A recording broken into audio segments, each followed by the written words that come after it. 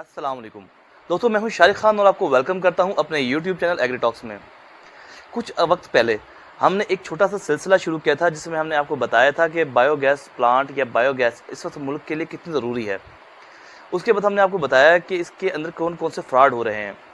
फिर हमने एक मज़ीद सिलसिले के अंदर हमने कड़ी जोड़ी जिसके अंदर हमने आपको इस बारे में भी आगाह किया कि आप खुद कैसे बायोगैस प्लांट बना सकते हैं, बायोगैस किस तरह से काम करती है, कौन से ऑर्गेनिज्म काम करते हैं, बायोगैस किस तरह बनती है, और इसके अलावा सबसे बढ़कर ये कि आप खुद डोमेस्टिक बायोगैस प्लांट कैसे बना सकते हैं या कम से कम अपने साथ होने वाले किसी भी धोखे से कैसे बच सकते हैं। इसी कड़ी के सिलसिले में हमने आपको ये बात भी साथ साथ अपनी वीडियोस में बताई कि आप बायोगैस प्लांट के लिए साइट सिलेक्शन कैसे करेंगे, इसके अलावा आप इसकी लेआउट कैसे करेंगे, यानी साइट सिलेक्शन के बाद आप इसको लेआउट कैसे करेंगे, लेआउट तय करने के बाद आप ये कैसे तय करेंगे कि आपको प्लांट कितना बड़ा चाहिए, यानी कि उसके डाइजेस्टर की मेजरमेंट कैसे करेंगे।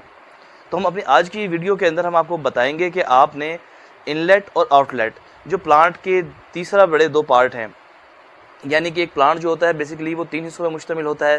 पहला हिस्सा होता है इनलेट का, दूसरा होता है डाइजेस्टर और डोम, और तीसरा जो इसका हिस्सा होता है वो होता है आउटलेट का। आज हम इन दो हिस्सों के ऊपर, क्योंकि आप पहले हम आपको बता चुके हैं कि आपने डाइजेस्टर और डोम आपने कैसे बनानी है, अब हम बताएंगे आपको कि आपने आउटलेट और इनलेट कैसे तैयार करनी है। तो शुरू करते हैं आज की वीडियो। तो दोस्तों, आपको बायोगैस प्लांट की आउटलेट और इनलेट कैसे आपने तैयार करनी है, इस बात को समझाने के लिए मुझे ज़रूरत होगी छोटी सी ड्राइंग की। इस ड्राइंग में जैसा कि आप देख रहे हैं कि दो तरह की तस्वीर नज़र आ रही हैं। यह है बेसिकली बायोगैस प्लांट का टॉप व्यू, यानी कि अगर आप बायोगैस प्लांट को ऊपर से देखें तो इसमें आपको टॉप व्यू दिखाई देगा। इसमें एक हिस्सा इनलेट, ये आपका डोम और डाइजेस्टर वाला पार्ट है, और ये आपका मेन होल और ये आउटलेट कहलाएगी। अब आते हैं इसके साइड व्यू की तरफ। साइड व्यू में भी आप देख रहे हैं कि बायोगैस प्लांट के अंदर इनलेट, ये डाइजेस्टर, ये वाला हिस्सा डोम और ये वाला हिस्सा आपका आउटलेट कहलाएगा, और ये आपका मेन होल होगा। ठीक है जी। अब इसको मज़ीद इसको अच्छी तरीके से समझाने के लिए यहाँ पर हमने हर पार्ट को एक नाम दिया है। जैसा कि आप देख रहे हैं कि अपना आउटलेट की जो इसकी चौड़ाई है, आउटलेट की जो चौड़ाई है इसको हम कहते हैं बी, और इसकी लंबाई को, इसकी लेंथ को यानी कि हम कहेंगे ए, यानी कि लेंथ को ए, चौड़ाई को बी। इसी तरह से इसकी जो ऊंचाई होगी उसको हमने डी का नाम दिया हुआ है। ये आपको साइड व्यू पे नज़र आ रही है। अब बात करते हैं आउटलेट के ऊपर। आउटलेट जो होती है, डोम की तामीर के बाद मेन होल के ऊपर मुस्ततिल शक्ल का हौज़ तैयार किया जाता है, जैसा कि आप ये देख रहे हैं। इस हौज़ का काम जो होता है वो बायोगैस प्लांट के अंदर मौजूद गैस को, प्रेशर को बढ़ाना और कंट्रोल करना होता है, यानी कि गैस का प्रेशर बढ़ाना या कम करना होता है। क्योंकि जब आप इस प्लांट के अंदर एक दफ़ा फीडिंग मुकम्मल कर देते हैं, गैस अपना गोबर के अंदर, और गोबर और पानी की मिकदार स्लरी पूरी भर देते हैं, उसमें गैस जनरेट होना शुरू हो जाती है। अनएरोबिक कंडीशन के अंदर ऑक्सीजन की गैर मौजूदगी में यहाँ पे जब गैस बनना शुरू होगी तो गैस, जाहिर बात है, वो नीचे वाले तरफ दबाव डालेगी। वो गैस बढ़ती रहेगी, बनती रहेगी, बढ़ती रहेगी, और वो गोबर को अपने हिस्से से बाहर निकालेगी। गोबर इस पोर्शन से इसके निकल के बाहर की तरफ को जाएगा। बाहर उसको मेन होल के ज़रिए जब वो बाहर जाएगा तो बाहर उसको आउटलेट के अंदर स्टोर होना पड़ेगा। अपनी साइज़ के मुताबिक बनाई, ये हमेशा बायोगैस प्लांट के साइज़ के मुताबिक बनाई जाती है। ये इसी हिस्से में यहाँ पे स्टोर होगा। आउटलेट की लंबाई और चौड़ाई बायोगैस प्लांट के साइज़ के मुताबिक तामीर की जाती है। आउटलेट की दीवार की चुनाई सिंगल ईंट या फिर डबल ईंट से भी की जाती है, यानी कि 4 इंच की भी लोग करते हैं और कई दफ़ा लोग 9 इंच की भी करते हैं। बायोगैस प्लांट के साइज़ के लिए हमेशा मुताबिक तैयार की जाती है। आउटलेट की दीवार को बाहर से और अंदर से दोनों तरफ से प्लास्टर किया जाता है, और प्लस का तनासुब 1:3 रखा जाता है। आउटलेट की दीवार को अंदर और बाहर से मिट्टी से अच्छी तरह से भर दिया जाता है, यानी कि जो आउटलेट की जो दीवारें होती हैं इनको बाहर की तरफ से मिट्टी लगा दी जाती है, ताकि अंदर से जब स्लरी बायोगैस प्लांट की आउटलेट में आए तो ये आपकी दीवारों को नुकसान ना पहुँचा सके। निकासी वाले पाइप को कुएं की टोटल ऊंचाई से 1 इंच नीचे रखा जाता है। आपने दोस्तों ये बात याद रखनी है, जो निकासी वाला पाइप है इसको आपने कुएं की ऊंचाई से आपने 1 इंच नीचे रखना होता है। ये मज़ीद आगे चल के आपको बताता हूँ कि इसका मतलब क्या है। सबसे पहले बात करेंगे कि आउटलेट काम कैसे करती है। आउटलेट दरअसल इस तरीके से काम करती है कि जिस वक्त आप बायोगैस प्लांट के अंदर अपनी फीडिंग मुकम्मल करते हैं, स्लरी मुकम्मल भर देते हैं, यानी कि गोबर और पानी को बराबर मिकदार में 1:1 की रेशो से मिलाकर इसके अंदर फीडिंग कर देते हैं, तो इसमें अनएरोबिक कंडीशन में, यानी कि ऑक्सीजन की गैर मौजूदगी में गैस बनना शुरू होती है। ये गैस जब बनना शुरू होती है इस हिस्से के अंदर जनरेट होती है, तो ये जाहिर बात है यहाँ पे बनकर आपको जो नीचे स्लरी है उसकी तरफ दबाव डालेगी। गैस लगातार जनरेट हो रही है यहाँ से, तो ये ऊपर की तरफ जाएगी। यहाँ से जब ये ऊपर की तरफ जाती है तो ये वापसी की तरफ एक प्रेशर क्रिएट करती है, यानी कि वापस निकलने के लिए दबाव डालती है, जिसकी वजह से बायोगैस प्लांट में मौजूद जो आपकी स्लरी होती है ये प्लांट से मेन होल के ज़रिए बाहर निकलती है। वो बाहर निकल के आउटलेट टैंक के अंदर आ जाती है। अपने वज़न की वजह से वापस अंदर जाना चाहती है, जिसकी आगे दोबारा गैस का सामना करना पड़ता है। इस वजह से बायोगैस प्लांट के अंदर यहाँ पर एक प्रेशर क्रिएट होता है, एक आप कह लें कि प्रेशर टेंशन क्रिएट होती है, जिसको आप यहाँ से बर्नर के ज़रिए अपने चूल्हों के अंदर भी देखते हैं कि इसकी बहुत ज़्यादा प्रेशर तेज़ होता है। ये प्रेशर बनाने में सबसे बड़ा किरदार आउटलेट टैंक का होता है। बायोगैस प्लांट का आउटलेट हमेशा बायोगैस प्लांट के साइज़ के मुताबिक ही तैयार किया जाता है, यानी कि इसको आप ऐसे तैयार नहीं कर सकते, इसको डाइजेस्टर के जो आपका बायोगैस प्लांट होगा उसके साइज़ के मुताबिक ही तैयार करेंगे। अब बात करते हैं कि आपने तैयार करते हुए किस तरह तैयार करना है, तो आपने किन चीज़ों का ध्यान रखना है। आप हमेशा याद रखें कि बायोगैस प्लांट का जो आपका आउटलेट है, अगर आप इसकी लंबाई की बात करें तो आपकी लंबाई इसको ऐसे रखेंगे कि जब आपका मेन होल मुकम्मल हो जाए, यानी कि जब आपके मेन होल की हाइट मुकम्मल हो जाए, तो आपने इसकी जो लंबाई है वो तय करनी होती है। उसका तरीकाकार ये होता है कि आपने मेन होल के ऊपर इसका बेड कास्ट करना है। बेड कास्ट करते हुए आपने इस बात का ध्यान रखना है कि जो आपके प्लांट की इंटरनल हाइट है, जिसे आप देख रहे हैं यहाँ पे जे है, इंटरनल हाइट को हमने जे से जे का नाम रखा हुआ है। जे आप देख रहे हैं 46 इंचज़ है, यानी कि तकरीबन बनता है ये 5 फुट 4 इंच। ठीक है जी। इसकी आपने टोटल जो आपने इसकी इंटरनल हाइट जनरल हाइट है वो आपके बेड से लेके डोम के इंटरनल हाइट तक, यानी कि जहाँ से आपकी डोम अंदर की तरफ से शुरू होती है, उतनी ही आपने इसकी लंबाई रखनी है। जैसे कि आप देख रहे हैं यहाँ पे इसकी लंबाई हमने रखी है 60 इंच। अच्छा, ये आप देख रहे हैं कि आप यहाँ पे 4 इंच की लंबाई वैसे कम है, लेकिन इसकी वजह ये होती है कि प्लांट के ऊपर इसका 4 इंच 3 से 4 इंच का कोई फ़र्क नहीं पड़ता ज़्यादा, वो हम इसकी चौड़ाई के अंदर भी इसको आगे एडजस्ट कर सकते हैं। देखिए जी, आपने इसकी रखी है टोटल जनरल हाइट से लंबाई सीधी 60 इंच, यानी कि आपकी पूरी 5 फुट इसकी लंबाई है। अब बात करते हैं हमने चौड़ाई कैसे इसकी तय करनी है। आप इसकी चौड़ाई ऐसे तय करनी है जो आपके टोटल डाइजेस्टर का, यानी कि आपके ऊपर से टॉप व्यू पे आप देखें जो उसके डाइजेस्टर का टोटल इसका डाइजेस्टर है उसका जो हाफ होगा। मिसाल के तौर पे अगर आप इसका यहाँ पे ग्राउंड चेक करें तो हमने टोटल इसकी जो लेंथ है इंटरनल डाया है उसका हमने नाम रखा हुआ है यहाँ पे जी। आप ड्राइंग में देखते हैं कि यहाँ पे जी जो है 84 इंचज़ का है। ठीक है जी। हमने इसका हाफ़ काउंट करना है, हमने इसका हाफ़ लेना है। इसका हाफ़ हमने कैसे लेना है, आप बी को नोट करें, यहाँ पर बी की हाइट है 48 इंचज़। ठीक जी, यानी कि आप इसके हाफ़ लेंगे 48 इंचज़ के ऊपर। अब आप कहेंगे यार यहाँ पर जो है ना 4 से 6 इंच फिर फालतू है, वो इस वजह से फालतू है कि यहाँ पर हमने इसकी हाइट को 4 इंच कम किया था, तो हमने यहाँ से इसकी चौड़ाई में 4 इंच बढ़ा दिया है, तो हमारा वो वाला 4 इंच यहाँ एडजस्ट हो गए। ठीक जी। अब आगे चलते हैं। अब आपने इसकी ऊंचाई कैसे तय करनी है, यानी कि जब आपने इसकी ऊंचाई तय करनी है तो आपने इस बात को ध्यान रखना है कि इसकी ऊंचाई डोम की इंटरनल जो यानी कि इसकी ऊंचाई है उससे 1 इंच नीचे हो।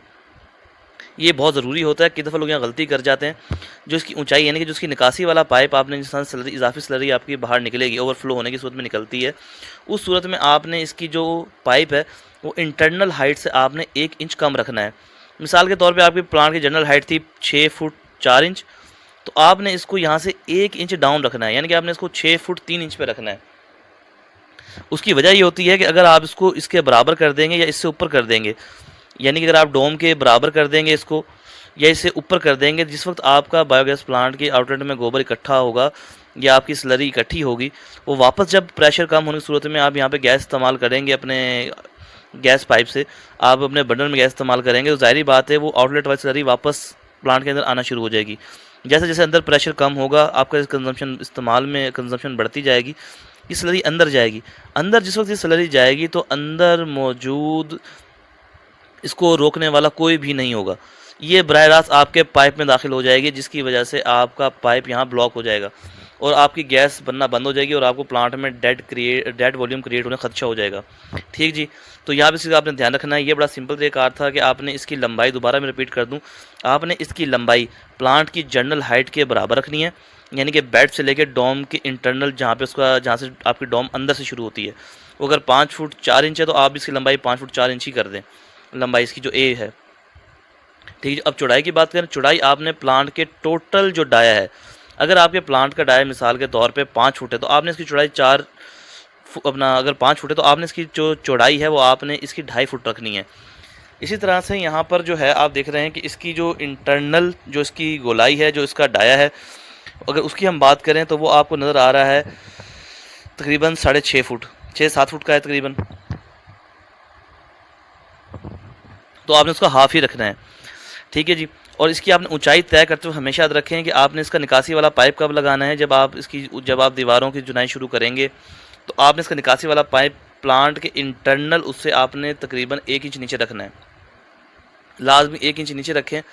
यहाँ से इसको पाइप को 1 इंच आपने नीचे रखना है ताकि इसके अंदर डेड वॉल्यूम क्रिएट ना हो और नई गैस बनने के लिए जगह हमेशा मौजूद रहे। इस वक्त आप ये तमाम प्रोसीजर मुकम्मल कर चुके हैं तो आपने एक बात का और ध्यान रखना है, आपने प्लांट की जो आपकी आउटलेट है इसको मुकम्मल करने के बाद, दीवारों की प्लस्तर मुकम्मल करने के बाद आपने इसकी साइडें टेपर लाजमी करवा देनी है।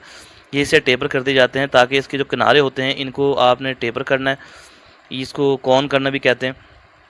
इसकी वजह ये होती है कि जब बायोगैस प्लांट की स्लरी बाहर दीवारों को नुकसान ना पहुंचाए तो इसकी जब कॉर्नर के ऊपर भी दबाव पड़ेगा तो कॉर्नर इसके सेफ रहेंगे। और दूसरा आपने ये काम लाजमी करना होता है कि जब आप बायोगैस प्लांट की आउटलेट मुकम्मल कर लें तो आपने इसको मुकम्मल करने के बाद आपने इसकी पैमाइश करके, यानी कि जो ऊपर आपकी टॉप की पैमाइश है उसके ऊपर आपने स्लैब रखवा देनी है। आउटलेट के ऊपर पैमाइश होता है, स्लैब बनवा के रखवा दें ताकि इसमें किसी जानवर के या किसी बच्चे के या किसी और के गिरने की गुंजाइश बाकी ना रहे, ये ऊपर से बिल्कुल बंद हो जाए। ठीक है जी। अब ये था बड़ा तरीका। अब हम आपको बताएंगे कि आपने इनलेट कैसे बनानी है, इनलेट क्या होती है और इसका क्या इस्तेमाल है और आपने इसको किस तरह तैयार करना है। अब बात करेंगे इनलेट के ऊपर। इनलेट होज़ गोबर और पानी का महलूल बनाने के लिए तामीर किया जाता है। इनलेट होज़ का साइज़ बायोगैस प्लांट के साइज़ के मुताबिक और होज़ गोल शक्ल में तामीर किया जाता है। इनलेट होज़ की तामीर बायोगैस प्लांट या फिर आउटलेट होज़ में फुजले की निकासी वाले पाइप से कम 6 इंच ऊपर रख के तामीर किया जाता है। यानी कि जब आप बायोगैस प्लांट की आउटलेट का जो आपका निकासी वाला पाइप था, आपने इसको लाजमी कम से कम 6 इंच ऊपर रखना है। आप इजाफी 1 फुट कर दें, 2 फुट कर दें, कोई इशू नहीं, लेकिन आपने कम से कम 6 इंच लाजमी ऊपर रखना है, वरना आपकी फीडिंग यहाँ से प्रॉपर तरीके से नहीं हो सकेगी। इनलेट बेसिकली तो प्लांट का सबसे पहला हिस्सा होता है लेकिन बनता सबसे आखिर में है। ठीक है जी। इनलेट तामीर करते वक्त कुछ तो ध्यान रखा जाता है। इनलेट जो होती है ये डोम और डाइजेस्टर जब मुकम्मल हो चुका होता है तो उससे 3 फुट के फासले पर इसको बनाया जाता है। जब आपके डाइजेस्टर की तामीर चल रही होती है तो डाइजेस्टर की तामीर करते वक्त डाइजेस्टर के तकरीबन तामीर के दौरान इस डाइजेस्टर की दीवार के तीसरे हिस्से के बराबर, यानी कि आपका जब डाइजेस्टर अगर आपका 8 फुट का है तो आप 2 फुट 3 इंच पे या 2 फुट 4 इंच पे, और अगर आपका डाइजेस्टर की जो ऊंचाई है वो 9 फुट है, जो दीवारों तक इसकी डाइजेस्टर की ऊंचाई होती है, अगर वो 9 फुट है तो आपने इसके तीसरे हिस्से पे इसका पहले ही आपने पाइप रख देना होता है।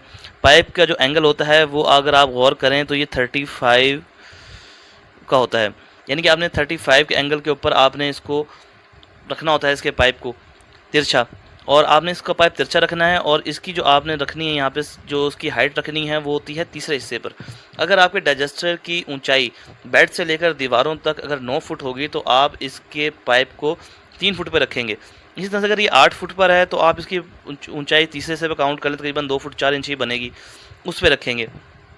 ठीक है जी। अगर आपकी डाइजेस्टर की ऊंचाई जो है वो है मिसाल के तौर पे 6 फुट तो इसको आप 2 फुट पे रखें। तो उसके बाद इसको तिरछा रखें 35 के एंगल के ऊपर आपने इसको रखना है। मरीज़ के अंदर इसका जो काम होता है वो आपको मैंने पहले बताया कि गोबर और पानी का महलूल यानी कि स्लरी तैयार करने के लिए इस्तेमाल किया जाता है। इसके अलावा इसके ऊपर एक लोहे का एक एंगल बना के तैयार किया जाता है जिसको हम मिक्सिंग डिवाइस भी कहते हैं।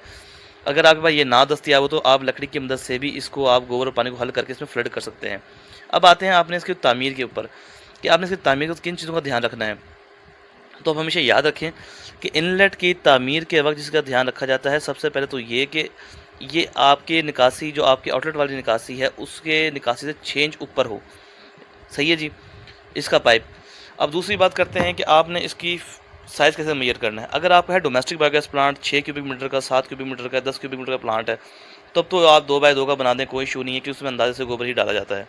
लेकिन अगर आपका प्लांट है 60 क्यूबिक मीटर का या जैसे कि बड़े प्लांट हैं आपके, अब मिसाल ले लें यहाँ पे हम बात करेंगे कि आपका प्लांट है यहाँ पर 40 क्यूबिक मीटर। अब यहाँ पे हम बात करेंगे कि आपने इसकी मेजरमेंट कैसे करनी है, यानी कि जैसा कि आपको मैंने बताया कि अगर आपको उसमें 800 लीटर इसमें फीडिंग करनी है तो आपको इतना बड़ा एक इनलेट की ज़रूरत होगी। इसके में आप एक दफ़ा ही गोबर और पानी बराबर मिकदार में दफ़ा डाल दें तो आपको उसकी पैमाइश ना करनी पड़े, इसको वज़न ना करना पड़े। आपको पता हो कि मैंने इसके अंदर गोबर और पानी बराबर मिकदार में डाल दिया है, इसको मैंने फुल कर दिया है और अब इसके बाद मुझे एक दफ़ा फिर फ्लड करना पड़ेगा।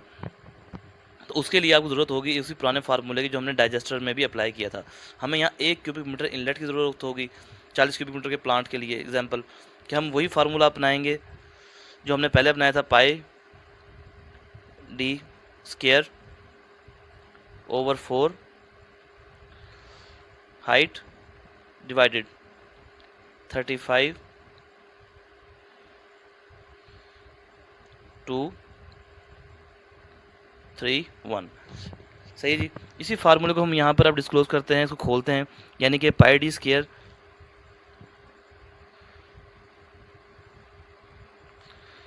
Dia by height divided 4 divided 35.321। चलें जी, इसकी हम मेजर करते हैं कि हमें कितना बड़ा स्केल चाहिए होगा। मिसाल के तौर पे हमें डाया हम रखना चाहते हैं इसका 4 का 4 और उसकी हाइट हम रखेंगे यहाँ पे 3 की। इसको हम फार्मूला निकालते हैं, हम इसको अपना 3.14 मल्टीप्लाई बाय 4 बाय हाइट हो गई हमारी 3। तो आपको जो यहाँ पे इसको डिवाइड करें 4 के ऊपर, और अब इसको आप डिवाइड करेंगे 35.321 के ऊपर, तो आपको जवाब मिलेगा, वो मिलेगा 1 क्यूबिक मीटर का। तो यानी कि इस तरीके से आप इसकी आराम से इसकी मेजरमेंट करके अपना डाइजेस्टर के इनलेट बना सकते हैं, आप इनलेट बना सकते हैं। आपको 1 क्यूबिक मीटर की आराम से इस तरीके से इनलेट दस्तियाब होगी, बना सकते हैं। इसी तरह आप यहाँ पे चेंजिंग करके हाइट और इसकी डाया और उसका हाइट चेंज करके आप यहाँ से इसका खुद अपने हिसाब से आप जो चाहें साइज़ का तय कर सकते हैं। तो ये बड़ा आसान प्रोसीजर था इसको बनाने का। तो दोस्तों, आज की हमारी ये वीडियो थी इनलेट टैंक और आउटलेट टैंक के मुताबिक। आज की वीडियो में बस इतना ही, और उम्मीद करता हूँ कि आपको हमारी आज की वीडियो पसंद आई होगी। इंशाअल्लाह जल्दी हाजिर होंगे नई वीडियो के साथ, नई मालूमात लेकर। जब तक के लिए खुश रहें, खुशहाल रहें, और हमारे चैनल को सब्सक्राइब लाजमी करें, और इस इन्फॉर्मेशन को शेयर भी करें ताकि दूसरे लोग भी इससे इस्तेफादा हासिल कर सकें। जब तक के लिए खुश रहें, खुशहाल रहें। अल्लाह हाफिज़, फ़ी अमानिल्लाह।